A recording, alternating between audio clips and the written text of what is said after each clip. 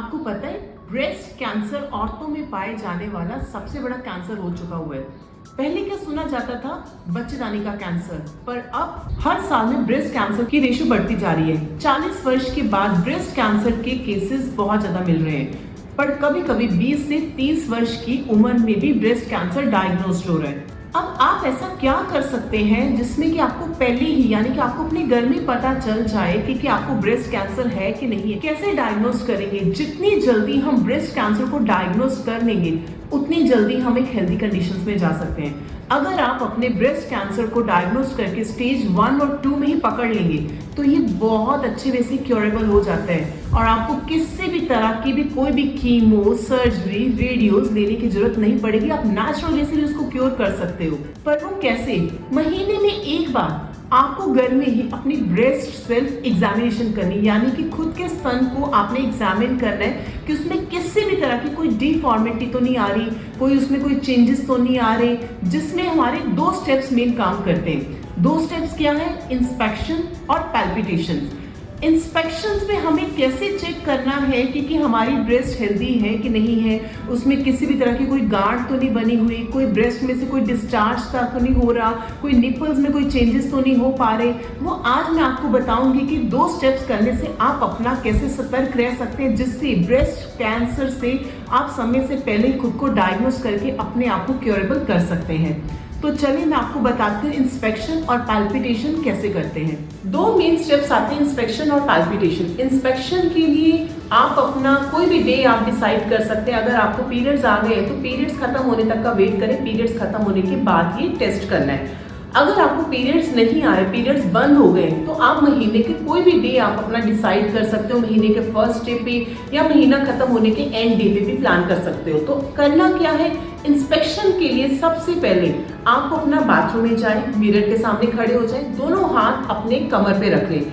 कमर पे रखने के बाद शीशे में देखने के बाद आपने ये चीज देखनी कि आपके ब्रेस्ट में किसी भी तरह का कोई साइज या कोई शेप में कोई चेंजेस तो नहीं है, या ब्रेस्ट के निपल्स में से कोई डिस्चार्ज सा तो नहीं हो रहा है, या ब्रेस्ट के निपल में किसी भी तरह का कोई चेंजेस तो नहीं आपको नजर आ पा रहा, उसके कलर्स में, उसके शेप में, ये सब चीजें आपको क्लियर हो जाएगी। इसके बाद दोनों हाथ आपको अपने ऊपर ले जाने। ऊपर लेकर जाने के बाद भी आपने अपनी ब्रेस्ट को एग्जामिन करना है कि कोई साइज, शेप में कोई चेंजेस तो नहीं नजर आ पा रहे। ये सब चीजें आप अपने घर में भी एग्जामिन कर सकते हो।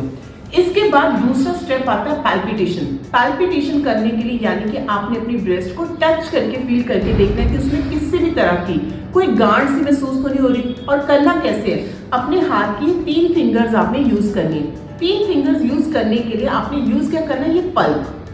टिप्स यूज नहीं करनी। पल्प से आप अपनी ब्रेस्ट को टच करके राउंड वे से इस तरह से फील करके आप चेक कर सकते हो कि आपको किसी भी तरह की कोई गांठ सी महसूस तो नहीं हो पा रही। एक चीज का ध्यान रखना है, अगर आपको कोई भी गांठ महसूस हो रही है तो आपने उसको पकड़ना नहीं है।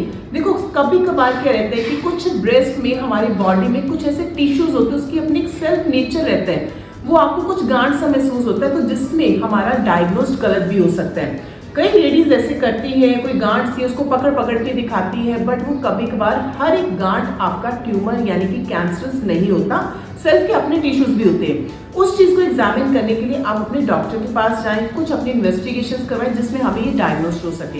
इन केस आपने अपना कोई आपको गांठ महसूस हो रही है तो कैसे यूज करना है? अगर आपके लेफ्ट साइड में तो अपने राइट हैंड यूज करना है, अगर आपका राइट साइड है तो अपने लेफ्ट हैंड की 3 फिंगर्स आपने यूज करनी है। वो जस्ट आपने टच करके फील करना है, ना कि उसको प्रेस करना। और प्रेशर भी आपका हल्का होना चाहिए, ज्यादा टाइट प्रेशर ना हो।